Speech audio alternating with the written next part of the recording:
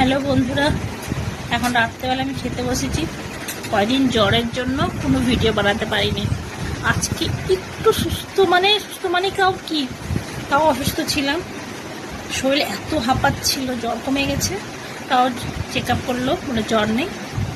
তো শরীর এত হাঁপাচ্ছিল, ওষুধ দিল, বললো কি আমার শরীর কমজোর হয়ে গেছে, মুখে কোনো স্বাদ নেই, খেতে ইচ্ছা করছে না। দিয়ে মাকে বললাম কষানো সবজি, মানে সোয়াবিন, কষানো সোয়াবিন। আর আমি নিয়ে নিয়েছিলাম সকালবেলায় তুলসী পাতার, শিউলি ফুলের পাতাগুলো হয় না, মুখের টেস্ট আসবে। খেতে পাচ্ছি না। এই দেখুন, এইটু কটা ভাত নিয়েছি, খেতে পাচ্ছি না। এত শরীর হাঁপাচ্ছে না, আর পাচ্ছি না আমি। তো চলুন